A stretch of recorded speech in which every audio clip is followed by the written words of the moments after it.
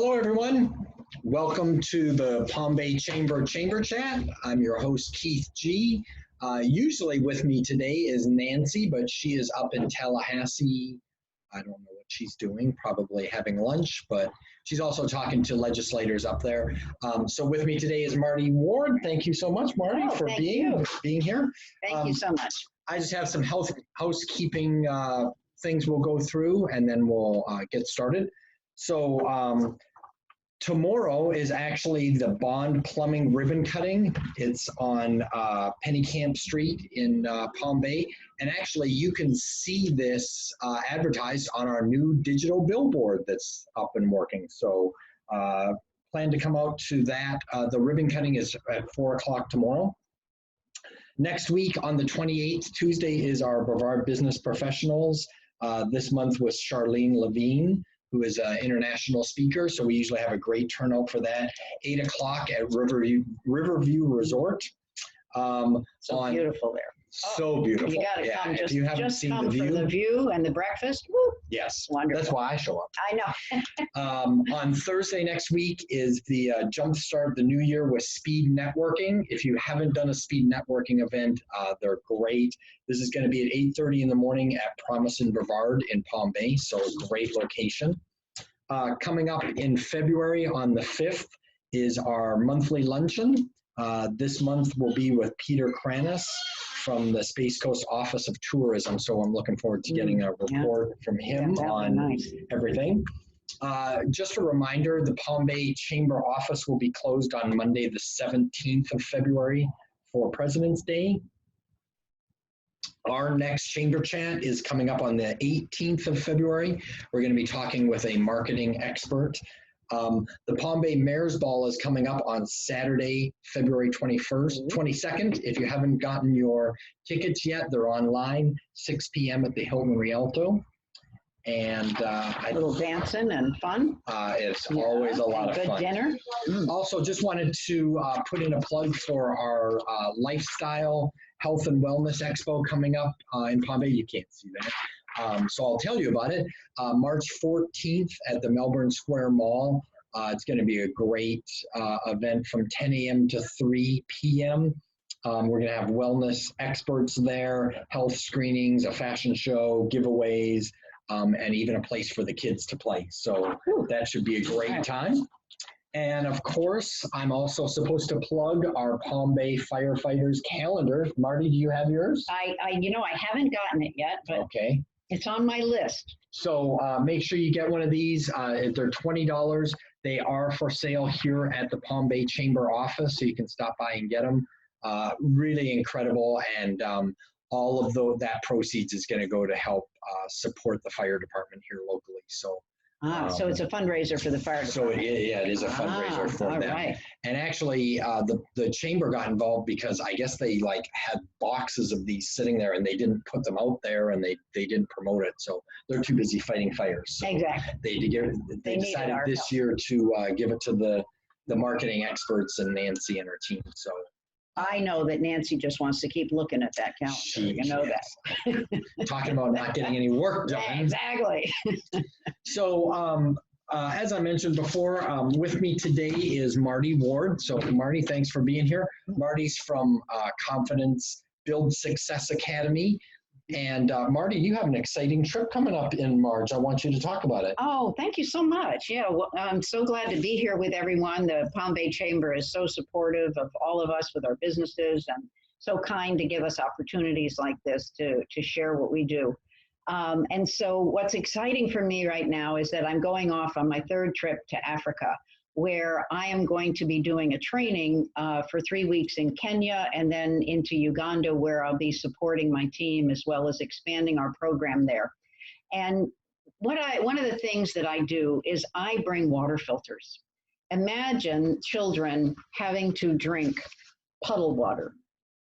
This is the water that those children actually drink every day.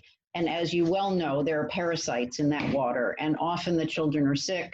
and aren't able to go to school. In fact, we have a scholarship program, and one of our students was at a school with a water filter and then graduated and went to another school that didn't have one, and she had typhoid fever twice in 1 year. So that's what these kids have to go through with stomach aches and diarrhea and So I bring water filters, and you can be a part of that and know every day when you wake up that you are making a difference in a child's life, because each water filter goes to a school, and there are anywhere from 450 children or more who get access to 300 gallons a day for 10 years with this water filter. So you'll know for 10 years that your water filter is giving them clean water. And you get to put your name on the bucket. You get to give me a logo, put your name on the bucket. If you sponsor a water filter, sponsorship is $250. And if you, and that would be amazing. We have 17 more water filters to go to in order for me to be able to reach 21,600 children with clean water. So that's our goal. And so, or you can donate, just donate whatever your heart is inspired to give. And you can do that by going to confidencebuildsuccessacademy.com/water-filter. And we'll put that in the chamber chat, so that you can actually click on that. So please, join us if that inspires you and you feel good every day knowing that kids are getting clean water. We would so appreciate your contribution. Thanks, Marty. That's something I think we all take for granted here in this country too, is we turn on the tap, right, and we just drink the water, and it's so part of our normal lives, and I can't imagine not having access to clean water. Like, my life would be totally different. And you talk about tummy aches, girls getting typhoid. Well, the women and the children, as you can see, they carry the water. The women and the children carry that water in those jerry jugs. And you could be 8 years old and be carrying one of those 40-pound jerry jugs. And water weighs eight pounds a gallon. And right. So, and those children carry it. And now you're carrying dirty water. What they do is they pour it into a 5-gallon bucket, and then our filter is the pressure of the water goes through the filter, like at home when you have a water filter outside, goes through the filter, and then they put their, obviously they put their cup underneath it and are drinking clean water. And so at least when they bring that water, it finally is going to be something that can really be useful. And I'm assuming they use this for drinking, for cooking, for bathing. Yeah, well, I don't know about the bathing. I would be pushing it, but okay. Bathing, hopefully. And so, but they do use it for the cooking and the drinking. And as I say, it's for 10 years. So it comes to like 68 cents a day or something ridiculous. Awesome. And I only go once every 2 years now. So you don't have to think, again, Marty. Well, yes, again, but not for 2 more years. So it ends up to be 34 cents a day if you gave one every time I went. But anyway, so many of you, Nancy donated a water filter, and so many people in our community have given the water filters. In the past, Shannon's given one, Shannon Gronich, and so many people have been so kind and so generous, and they just love seeing their picture on the wall where they can see the kids, with their logo and know that they did that. And so that's part that you can do. So just go to my website, confidencebuildsuccessacademy.com/water-filter. Great, thank you. How long is the flight? About 23 hours. Yeah, it's a long flight. I'll be going through Dubai into Kenya. Wow. And we're going to be teaching there for the first time. So I'll be there for 3 weeks. I teach every day. I go to 8 schools in one day. And on one day, and then I teach in churches. We, wherever our program has gone, we reached over 90,000 children and adults that use our program. Schools have increased their attendance by 66%. And the connection between the teacher and the child has increased from 34.1% to 77.3%. Wow. So the program works. That's and great. So, they just really appreciate, seeing each other with dignity, civility, and honor, because my mission is to make bullying obsolete and civility a way of life around the world. Amen. And so they learn to honor and value. They don't know about that, and it's just lack of knowledge. It's not. They're very loving people, very caring people, but they just don't know what they don't know. And what I do is I just give them some new knowledge, and they're like sponges, and they can't wait to absorb it and then give it back out. Awesome. So. And you're going with some other folks? No, just me. You just go? But my team is there. So okay. I have a team in Africa. I have, Booney and Booney are my director, and then also Emma will be with me in Kenya. And then we have a team of about 20 in Uganda, but we're just building a team in Kenya. So, but they will be there, and they spread the word. Booney's a great marketer. I need him home. I need him here. He's a great marketer. Get him on the next Chamber Chat. Exactly, on the next Chamber Chat. Yeah. He's got lots of good advice. Great. All right, that sounds exciting. Yeah. That's awesome. Thank you for that opportunity. Oh, no problem. So today we're talking about an elevator pitch, what's called an elevator pitch. And Marty, can you tell me, like, what exactly is an elevator pitch? Well, it's really, hopefully it's an elevator connection. What we want to do is connect with that person and when we go networking. And so in order to do that, we want to give them a quick little vignette of us. And so you want to give them something, why you? I talk about talents, abilities, and gifts. What makes you special? So when you do it, you want to think of why you're that realtor. Why are you the dentist? Why are you, the insurance agent?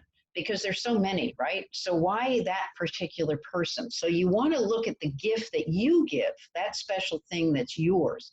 I call it the X factor. Yeah. Right? And so when it multiplies your success. So that factor is your specialness, that talent, ability, and gift that is your treasure box. And so you want to mention that. Why you want me as your realtor is that I have a way of my artistic ability to be able to see a house, and I can see the potential in the house. So when I go with you, I can tell you exactly what you could do to get this house to be the home of your choice. Yeah, great. And obviously, this has to be something very short and to the point. I like how Marty gives that X factor, that special thing that's going to set you apart or your product or your service apart. Imagine standing in a grocery store, and you're waiting in line to check out, and you just strike up a conversation with somebody in front of you. What can you say to that person in, 20 seconds that is going to make them remember you, want to use your product or service? And again, something that sets you apart is great. One of the things, we're going to talk a little bit more about this, but I wanted to put this out at the beginning. When you're talking about crafting this, I want to caution people to not use a lot of jargon and acronyms. So, we talk about these things all the time because we're comfortable with them. We all know what they mean, but you're talking to people out in the public that don't understand what your business is, don't really understand your industry, certainly don't know the acronyms or the jargon that's involved with it. So in your elevator pitch, it's got to be very straightforward language. So no jargon, no acronyms, no industry speak. It's really got to be something that the general public can understand and take away from. Absolutely. Yeah, because otherwise they're just confused. Right. They go, whoop, and they click out. Right. And they're going to go to the next insurance agent if you're going to confuse them in 20 seconds. Yes. Let's talk about why you need this. Marty, you're a great networker. You've been very successful. Why would you think that someone would need an effective elevator pitch? Well, it's really, you only get a chance to make that first impression. And so you really want to make that first impression in a way that has them wanting to do business with you. And what is that going to be? If you do the old card flip, we still have people, although they're much better. Recently, I don't get it so much, but there's still the, hi, my name is, right? You do that, and they're like, ooh, But it's you being able to make that excellent first impression. So it's it's you standing out. Yeah. If I could show you a way to be able to would you be interested in hearing more? That kind of thing. And I like that. I might not be in the market for a realtor right now, but if I meet a realtor and they give me if they get me hooked in 20 seconds, next time I'm going to buy a house or sell my house, I'm probably going to remember that. Right. You want that first impression to be that powerful. So, depending on what your industry is, if you're selling a product, maybe you just need to sell product to anybody, and that's a good market for you. But realtors, insurance agents, folks like that, they're in a market where not everybody wants to talk insurance all the time. Not everybody's looking to buy or sell a house, but you still need to get your name out there. And I think for me, it's just a numbers game. Like the more people I talk to, the more houses I'm going to be able to sell, the more, the more insurance policies I'm going to write. Maybe not everybody that I talk to, but you just never know. So you've got to have that elevator pitch ready. So I think for me, I constantly practice and tweak mine. I've developed it over the years, but I'm always trying to make little tweaks to it. I know there was somebody here at the chamber just a few weeks ago that mentioned to me that they've been in business for 20 years, and yet they just made a change to their elevator pitch because they just thought of something, and it was actually some industry jargon that they had in their pitch that they never really thought about.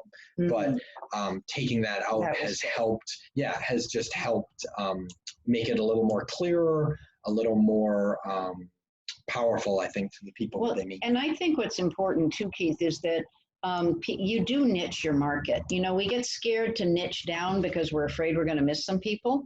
But if I say to you, well, who is your prime client, and you say anybody, well, I can't think of anybody. But if you say, people who are teachers, people who are doctors or nurses, people who are, and you describe it, now I go, oh, a doctor, a nurse, let me think, or a dentist, or even get more niche down, like for insurance, there's a million kinds of insurance. So I'm looking for someone not who owns a home, right? But for someone who's in transition, someone who is 20 to 35 years old, who just got married or just left college or is moving to such and such. And when you do that, now I go, oh, I know a 20-year-old. Yeah. Right. Help them to think of somebody. And that's a great transition into, I think one of the first things you need to think about when you're thinking about an elevator pitch is what your goal is. So am I in the job market? Am I looking for a job? And that's how I'm going to use my elevator pitch. Am I selling a product? Am I selling a service? Do I want to make a sale, or do I want referrals, or do I want, think about what your goal is. Even if you're new to the job market and you're looking for a job, an elevator pitch about you is so important. You never know where you're going to need it. Yeah. And the other thing, when Tracy spoke the other day at the luncheon, and she said, when you go into a meeting and you just want to say, well, I want to get as many cards as possible, you're not going to follow through. Let's just face it, you're not. But what she does, and we know how successful she is, Tracy Stoddard, who's the president of the chamber board, is that she gets 2 or 3 people and she has a meaningful conversation with them, and then she follows up. Now, if you had 2 or 3 meaningful conversations, even a week, it'd be nice a day, I get that, but let's just say it was a week to be realistic, and you got some business from that, that would be so powerful. It's the quality over quantity, Right. You can pitch cards to 30 people a day, but they're not, that meaningful conversation, I think, is so important. I wanted to say too, it's in your elevator pitch, it's important that you're not ask for the sale. So if you're looking for a job, part of your elevator pitch is not, will you hire me? Or, if you're selling insurance policies, you're not asking for the sale in that first 20 seconds. You need to, like Marty said, get that first impression, hit that in 20 seconds, and then decide how about we meet next week? Going to go. Right? Exactly. And then you have this thing, and you go, and what day are you available? All right. So you don't walk out and think, oh, I'll get back to them. No, no, no, no, no. If you've gotten that far in a conversation where they say, well, that sounds pretty interesting. Oh, and would you like to hear more? Oh, I would. Well, what day? I've got Tuesday or Thursday next week. As you well know, you give them two choices. You want Thursday, Wednesday, or Thursday, whatever it is that you choice. And then you go here and you say, how is 2:30 on Thursday? And they go, great. And you go, great. And your telephone number and your, right? And now you've got the appointment. Yep. Yeah. So the elevator pitch basically gets you to the point where they're intrigued enough to continue the conversation, either now or at a separate meeting, or they're interested in whatever you're selling. Well, and also it's saying at that moment, wow, this sounds like, you and I have something we could talk about. How about we set up an appointment so that you and I can meet some other people in the room? Because sometimes you can get so caught up in one conversation that you miss out on meeting other people. So, but it also shows that you're someone who's in charge, who's able to plan and organize by doing that, by being gracious as you leave, great point. and then so that you can move on, and you set up the appointment so that you have it. And they said, wow, that person really takes care of business. All right. And I want to do business with them. I want to do that one because they'll take care of business, and they can feel good about that. Yep, absolutely. Yeah. So, the other thing that I was thinking is sometimes, especially now with social media, so we get referrals or introductions in person, but also through, websites, through social media. And the elevator pitch is something that you can actually have, so that you can write it so that when you've gotten an introduction through Facebook or something, you can actually write your elevator pitch to a new person through a Facebook introduction.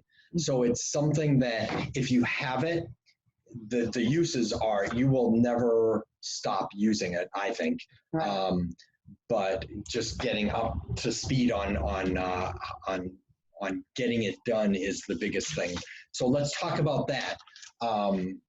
So Marty, what do you think is important to think about when you're first sitting down and writing your elevator pitch? Well, you really want to tug at their heartstrings. You want to be able to have them have some kind of an emotional connection.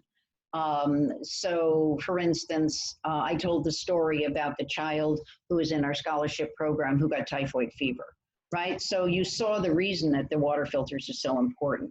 So that can tug at the heartstring to let you know the value. So if you can think of one person that I worked with was insurance, and he was all statistics. And he said, I don't make any sales. And I said, because you're so statistic. Yes. I said, why do you do insurance in the first place? And he said, well, I'll tell you why, Marty. He said, my best friend's wife died of cancer, and I was too afraid to go to him and sell him a policy. And so I feel terrible because that policy could have helped them be able to avoid financial challenges. And I said, there's your story. That's what you right? Because now there was a reason he was in insurance. So what's your reason for doing your job? What is it that lights your fire? What is your passion? Keith can easily talk about our hungry children, right? And we all go, right? And we want to give that $12.50 a month so that they can have food every Friday, right? So, you pull it and it's not, it sounds like, Marty, you're talking about manipulation. Well, it's really, if people need your service, they need your service. If they don't need your service, they're not going to take your service. It's okay. And you just say, this is why I do it. This is why it matters to me. It might not matter to you. It's okay. There are other people. And I'm glad you use insurance agent as your first example, because, it would be easy to think, well, insurance, who's going to tug on your heartstrings with insurance? Like, that's got to be the most boring thing ever, right? But it affects families, it affects people. Wow. If we don't, you get in a car accident, right? I went by 2 car accidents coming here. If they didn't have insurance, where would they be? So it's very important, Yeah. that we have these protections. Sure. Even if you're selling a product, what is the impact on these people's lives that if they don't have the product, or if they do have the product, I think it's easy. What's the difference? Yeah, I think it's easy to say, well, that doesn't really matter. It doesn't matter. I'm not gonna be able to tug on somebody's heartstrings, but you've got to find a way to get them, again, as Marty mentioned at the very beginning, that's something that's going to set you apart, getting their attention right off the bat. You've got probably less than 20 seconds to get somebody's attention, but the first 3, I think it's 3 seconds. But definitely within 20 seconds, you've got to get their attention. So if you're a realtor and you say, well, what we always say is, how do you serve people? And people are always kind of thrown by that. But think about, how do you serve people rather than what do you do? I serve people by. So you can even if they don't ask you that, you can say, well, how I serve people is, I find homes that people end up making, that it fulfills their dream. I'm a dream maker. What do you do for a living? I'm a dream maker, right? I help people to get their dream home that they've always looked for, that they thought they couldn't afford, but because of my negotiating skills and my ability to pick just the right home, they end up with their dream. Now, I stand, I didn't say I sell commercial and residential real estate, right? I mean, which would appeal to you more? Right.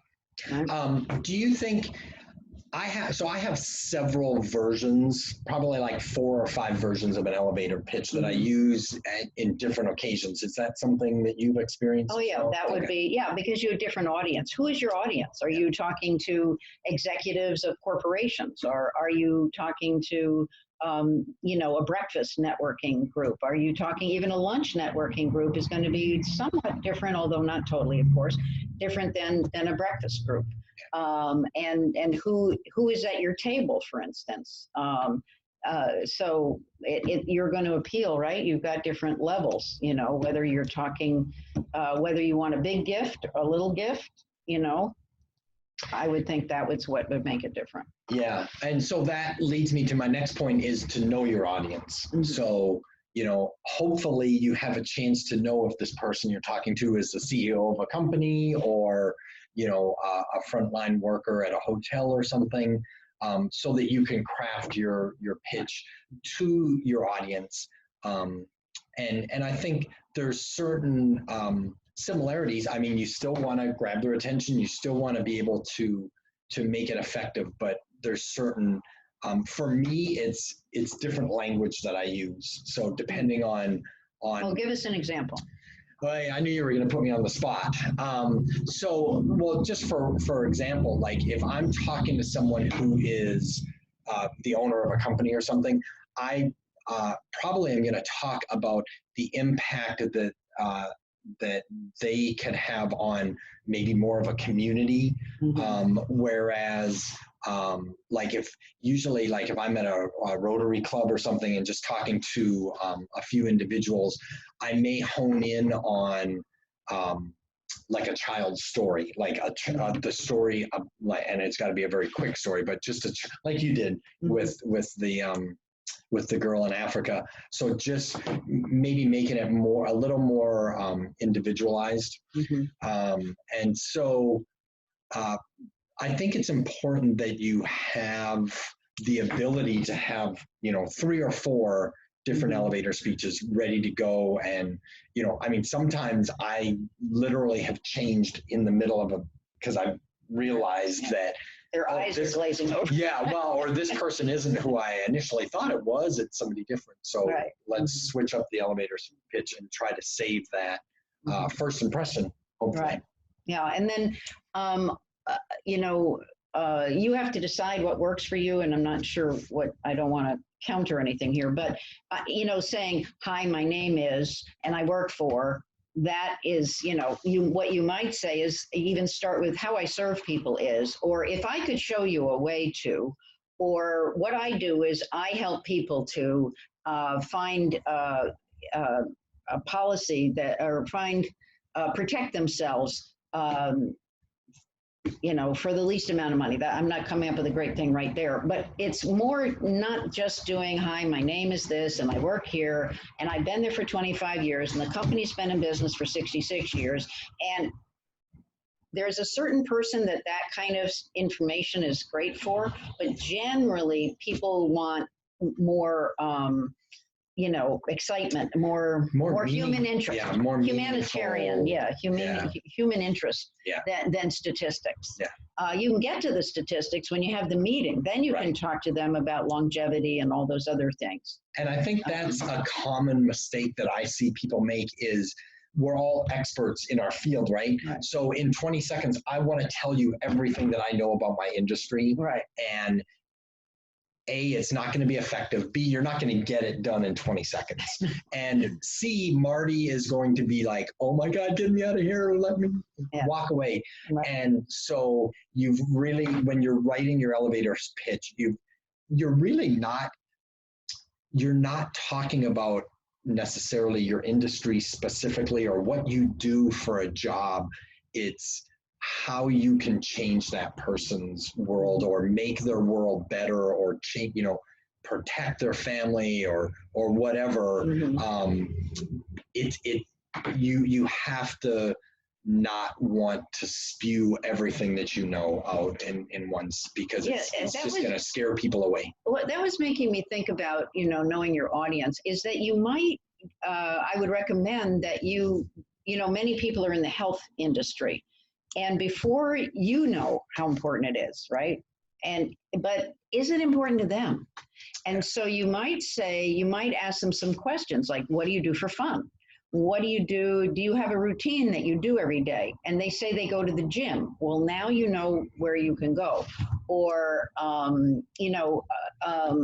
what shows do you watch on TV? You watch any of those cooking shows? Or trying to find out if they're going to be interested in health and wellness, or that's not on their list of things to listen to.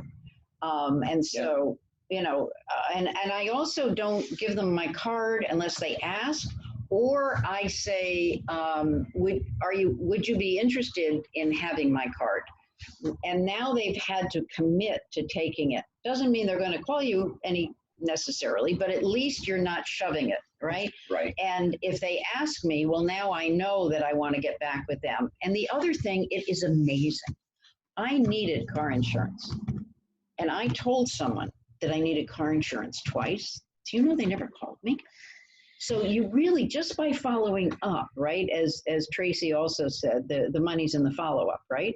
Because I told them, and they didn't even call. I thought, why don't they call me? I mean, so really follow up and commit to that. That was actually a big point that I wanted to talk about more is, the follow-up. It's so easy to talk about, yet so few of us do it effectively. And so I think it's something that we need to talk about. I really like Shannon's idea of, I'm going to have 2 or 3 quality conversations with people, exchange the information, set up meetings, and then follow up with those folks. I can wrap my head around that. I can figure that out. You go to some of these networking, we have speed networking coming up in another week. You're going to get blasted with probably 20 or 30 cards that day. It's impossible to do follow-up unless that's all you're going to do for a week is follow up with these people. So I think you've really got to pick and choose your potential clients, which ones you really feel like there was a good connection there, that there's good potential there. But then you have to follow up. And I think for me, it's figuring out a system.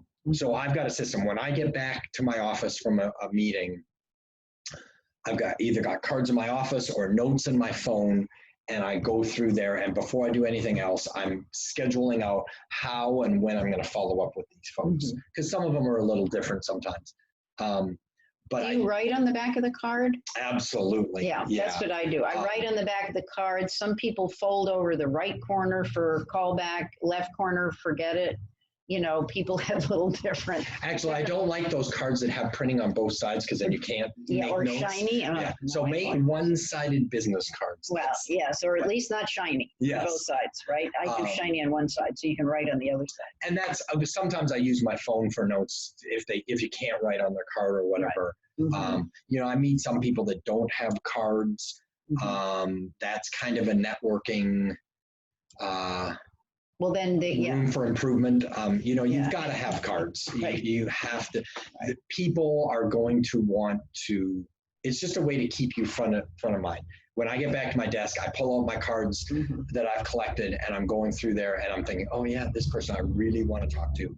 This person, can wait another couple of days.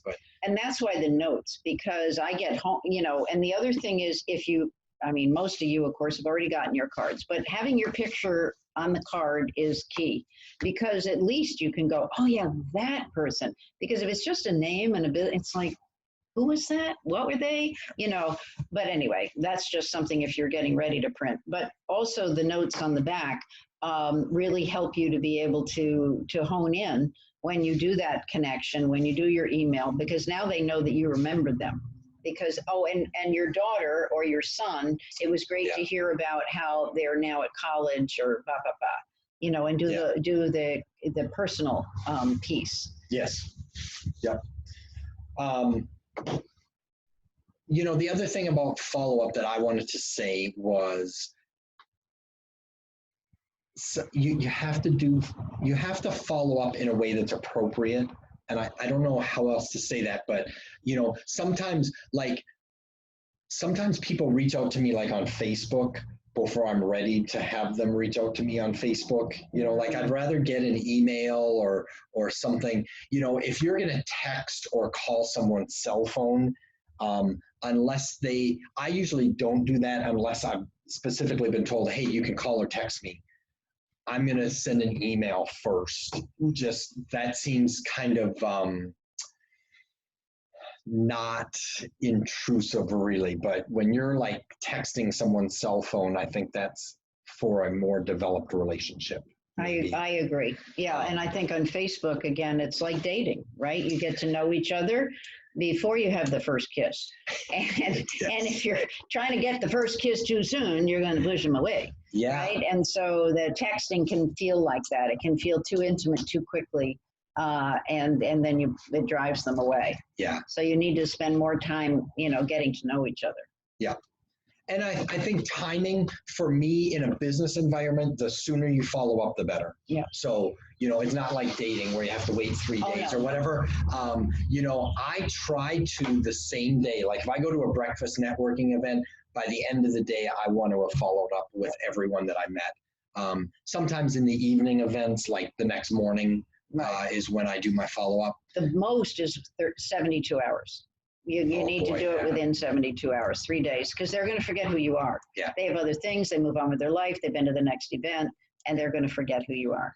I really try to do 24 hours, just, Oh, that's great. Yeah. That's good. That's why he's successful. Sometimes it doesn't happen. That's why he's successful. So do what Keith tells you, because that's why he's successful. Yeah. So I mentioned a little bit about practice. Do you videotape yourself doing your? I haven't. Yeah, I have done that in the past, but that's a great way to do it. You can do a Zoom and Zoom yourself, right? You can do it, of course, on your cell phone. And just I hate watching and hearing myself on video, but yeah. I know, me too. I think, but it's good to do that, or practice with a friend who's a real friend, or ask people for feedback. Yeah, I like that too. I was going to say, when you say practice with a friend, sometimes they hear things that you don't necessarily intend, or language, again, getting jargon and stuff out. Have someone that's a good friend that will be critical, like, hey, Marty, what is that ACM you were just talking about? I don't understand what that is. If you're new to it and you're out at an event, feel free to ask people. I think that can help build that relationship by, hey, I'm kind of new here. Can you tell me how I did? Like, I tried an elevator pitch on you, and I just wanted to get some feedback. You're asking that person, kind of putting them in the field of being the expert now and critiquing you, that can really help build that bond and build a relationship between that person. Yeah, and or did you understand what I said? Did that make any difference to you? Does that interest you really, or not really? Right. And they said, well, no, but I thought what you said was okay, but I'm just not interested. And but then I think what you're saying, Keith, is that relationship, that vulnerability. We often run from that vulnerability, but really, if we're appropriately, you obviously have to figure out who the other person is and if this will work. But, appropriately saying, how was that? Did that interest you? We've all been that new person in the room, exactly. right? So, exactly.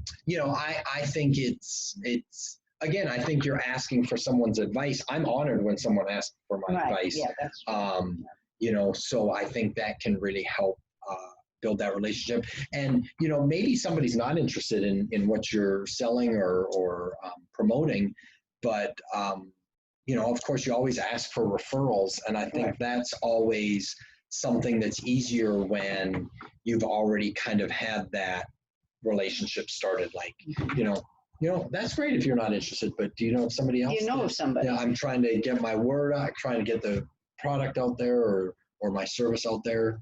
Do you have any friends that might be interested? You never know. If you don't ask, you can't get.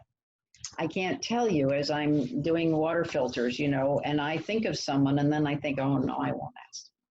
Right. And then I go, well, I'll just ask. And it's an opportunity for people to be able to give and to do something that makes them feel good. And so why would I deny them that opportunity? And then I ask and they say yes. And I go, oh, I'm so glad I asked. And they go, me too, because I really, feel this is important, what you're doing. And I go, oh, and so you've got to ask. And it's just a conversation. Remember, you're just having a conversation.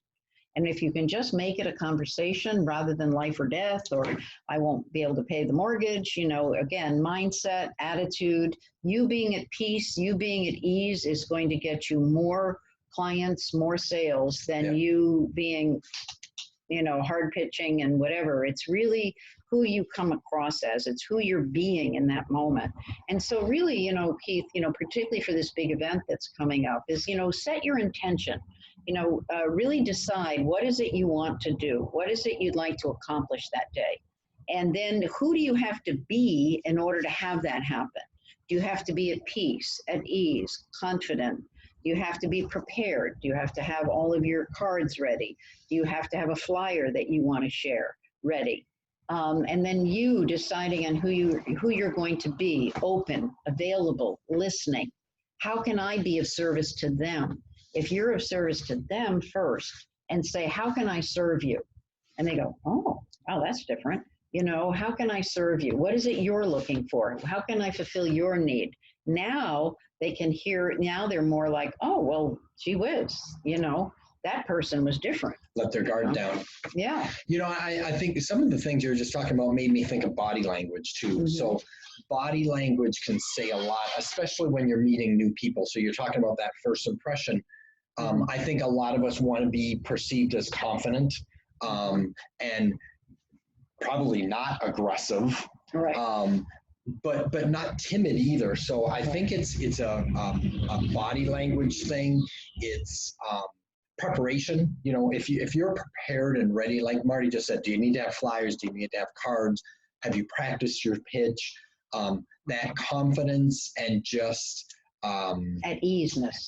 Yes, I was trying to think of a word for that. At easeness. Yeah, at ease. You're at ease. Yeah. You're confidently at peace, at ease. I'm trying to think. There's a different word. I'll think of it in a second. But it'll come to us right after the right. Exactly. And I think it's easy to. Especially like in Brevard County, so we have like the 2 degrees of separation in Brevard County. So if I need to know someone, Marty probably knows them, and I can connect through there. Yeah. But it's easy to get in a room and not talk to the new people. And sometimes I find myself wanting to talk to the people that I know because it's just more comfortable for me, and but I have to force myself to go out and introduce myself to that new person. And they're so grateful. and they're grateful. And sometimes it like, you know, it really has come around. So yeah, and people will say, thank you for coming over. You'll see that person sitting, right? And you're thinking, they're not going to meet anybody sitting there. right. And then you go over and they say, well, I'm kind of shy. I don't really quite know what to do. I say, come on, join me, right? And then I introduce the first person and I go, you know, and they're so great, right? They're off and running. So, you know, be of service. See how you can support that person. Help them to be able to connect with somebody. Yeah. And introduce them, find out what they need. And then, you know, people, so go and take them around and see how you can help them. Yeah. Yeah. I think it's always good to be able to share with other people. So, you know, if you can help introduce the new person, if you can, you know, I love like referring people to other folks that I can't, or maybe they're not interested in what I'm doing, but, you know, I know they're going to be involved in something else. Nancy always talks about her job is to connect people. And I love that because she does such a great job of it. But also, I think that's what makes Brevard County pretty special is I think we're all we feel invested in the community. So when you can help someone else, I think it makes your heart good. Well, and also, you know, there really are enough of us. We don't need to compete. There really is enough of us. And because of that special gift that you have to give, that person that you're supposed to be working with is there. It's you finding them. You have to keep looking and finding, but that person is there for you. And I know you'll be shocked, but not everybody likes me, you know? No. Yeah. Well, there's a couple, but you know, but I mean, in other words, so everybody doesn't appeal to everybody. And so you just need to appeal to the people that you appeal to, and the other people will appeal to those people. And so everybody has a different slant, a different idea, and a different way of approaching things. You know, as I teach with children and teach, you know, teachers and children and work with entrepreneurs and their business, you know, everybody needs a different kind of influence. And so you just need to be the influence for the people that it works for. And just trust that that's true. And that when you trust that's true, then you'll be at peace. And whenever you're at peace, then you'll get people who want to work with you. You've got to be comfortable with yourself. Right. And what I say is throw your shoulders back. So when you go into a room, because sometimes people will be like this and then they don't know why they didn't get anybody. It's you just literally going like that. Keith talked about body language. You know, it's just throw your shoulders back and just like that. Now people can see you. If you're like this, now they're, you know, they can feel that you're withdrawn and that you're not confident. So it's just, that's it. And then approach them. Yeah. And I would say that's a really good point for people that are in an industry where there are just hundreds of people, like realtors, insurance agents, you know, maybe like some of the trades, you know, like plumbers, health and wellness people. It is crucial that first impression, your body language, your preparedness, your initial pitch is so crucial. I will reiterate, follow up. I've some realtors that I've had to deal with in the past drive me crazy because they don't follow up, they don't return phone calls, they don't, and that sets you apart. Like, okay, well, I guess you're not interested in my business. There's hundreds of other realtors around. I'll find somebody else to deal with.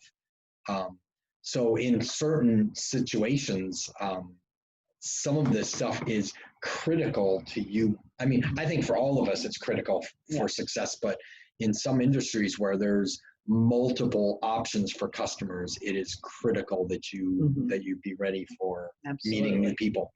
Yes, absolutely.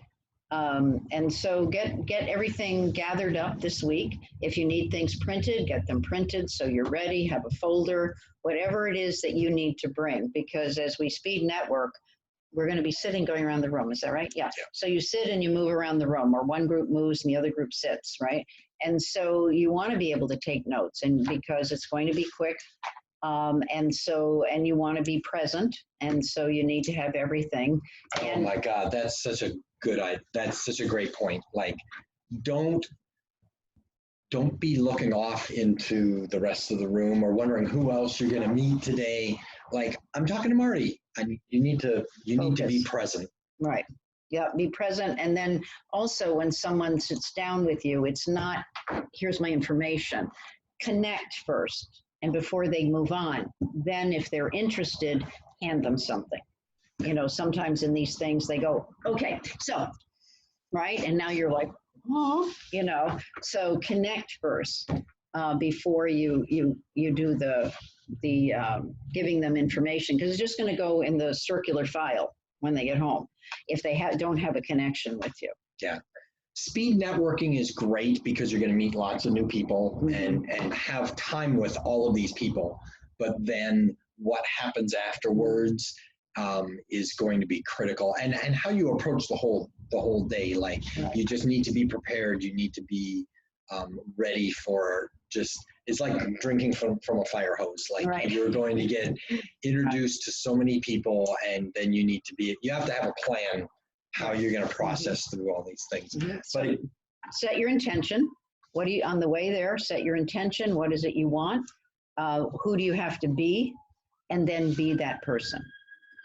Yep. Again, we're talking about the jump-starting the new year with speed networking. It's going to be next Thursday, the 30th, at Promise and Brevard from 8:30 till noon. Bring lots of business cards.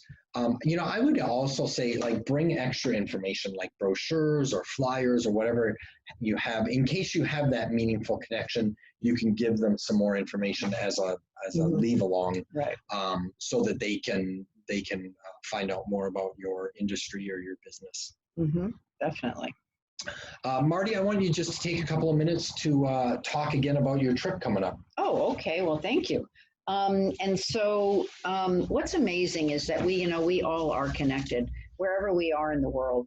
When one child is taken care of, it sends out that energy around the world so that all children get to be taken care of.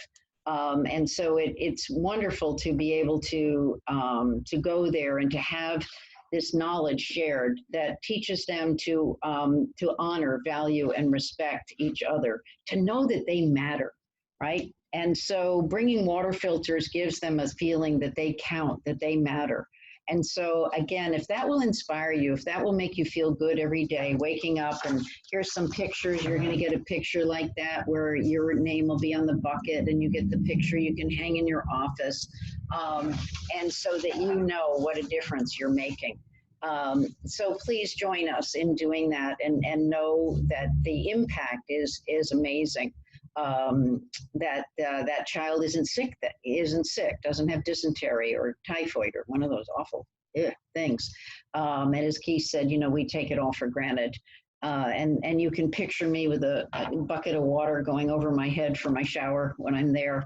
I am in a few more hotels this time, so that's good.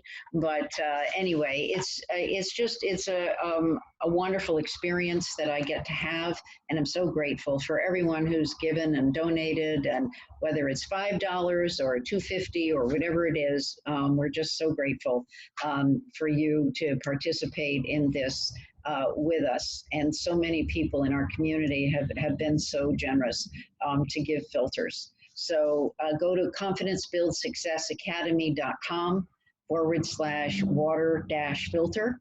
And you can find out more. You can see a whole Africa trip. What's really cool. Keith, we talk about, making connections, and we talk about you never know what's going to happen at this event.